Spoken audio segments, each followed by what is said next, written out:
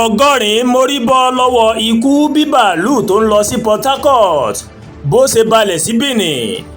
Orí mà kó èèyàn tí kò dín ní ọgọ́rin yọ lọ́wọ́ ikú òjijì ní ọjọ́rú Wednesday tí ń ṣe ọjọ́ 11 oṣù kejì ọdún 2026 bí bàálù tó ń gbé wọn lọ sí Port Harcourt bó ṣe kojú ìṣòro tó sì padà balẹ̀ sí Benin.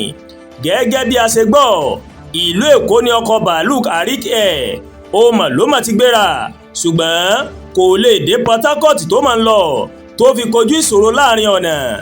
Àpẹẹrẹ tí awakọ̀ bàálù náà tó mà rí láti ara ẹ́ńjìnì ọkọ̀ ọ̀hún ló mà jẹ́ kó pinnu pé ó mà sàn kí bàálù ọ̀hún kó balẹ̀ sí pápákọ̀ òfurufú tó wà nítòsí gẹ́gẹ́ bí òfin ìrìnnà òfurufú ju kó tẹ̀síwájú nínú ìrìn àjò náà lọ.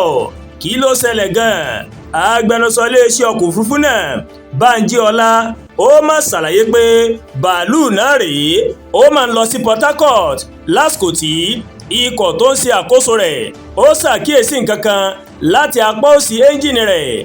Ariwo ńlá kan tó mà dúgbàmù ló mà tẹ̀lé èyí láti dènà ìjàmbá. Ikọ̀ náà rèé darí ọkọ̀ gba Benin. Kò sẹ́ni tó farapa nínú àwọn èrò ọkọ̀ náà tó jẹ́ 100 gẹ́gẹ́ bó ṣe wí. Gbogbo wọn ni wọ́n sọ̀kalẹ̀ láyọ̀. Bákan náà òun ló ní ètò ti wà láti kó àwọn èrò ọkọ̀ tó ń lọ sí Port Harcourt náà lọ sí ibùdó wọn. Wọ́n tọrọ àforíjì fún ohun tó ṣẹlẹ̀ yìí pẹ̀lú àlàyé pé àlàáfíà àwọn èèyàn náà ló jẹ àwọn lógún jùlọ nínú ọ̀rọ̀ àjọ tó ń rí sí ààbò àti ìwádìí ní orílẹ̀-èdè Nàìjíríà, ìyẹn Nigeria Safety Investigation Bureau NSIB. Wọ́n ní ikọ̀ tó ń darí bàálù náà tètè gbé ìgbésẹ̀ tó lè dènà ìjàmbá nípa dídarí ọkọ̀ yìí gba Benin lọ. Adarí ẹ̀ka ìkéde NSIB Bímbọ́ Ọládèjì mà sọ wípé ìṣòro kan ló mà bá ẹ́ńjìnì ọkọ̀ náà lórí ìrìn. Ó wá fi kọ́rọ̀ rẹ̀ pé ìwádìí ń tẹ̀síwájú lórí ìṣẹ̀lẹ̀ yìí. NSIB ń ṣiṣẹ́ pẹ̀lú àjọ tó ń rí sí ìrìn àjò òfurufú ní Nàìjíríà, ìyẹn Nigeria Civil Aviation Authority NCAA, iléeṣẹ́ arikair àti àwọn tọ́rọ̀ kàn lórí ìṣẹ̀lẹ̀ yìí láti mọ ohun tó fà á. Àbọ̀ ìwádìí náà yóò jáde láàrin 30 ọjọ́ ní ìbámu pẹ̀lú àlàkalẹ̀ òfin ICAO Annex 13.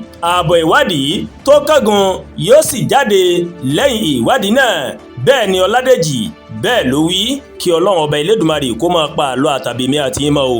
Àdúrà gba Olúwatóyìn ló ń kàròyìn sí létí láti kàn ní eyayorubaworldtv. Bẹ́ẹ̀ ṣe ń wò wá, ẹ máa bá wa like, ẹ máa share, ẹ máa comment. Ẹ má tún gbàgbé láti bá wa subscribe sórí YouTube channel wa, kẹ́ wá bá wa tẹ notification bell láti lè máa mọ àwọn ètò wa lọ́kọ̀ọ́jọ̀kan tó bá ti gorí ìkànnì yìí. Ẹ ṣé pọ̀ tẹ́ ń wò wá o. A kú iṣẹ́ tàná, a kú múra iṣẹ́ tòní. Àánú Ọlọ́run ọba rèé yóò wá èmi àti yín rí o. Àmín.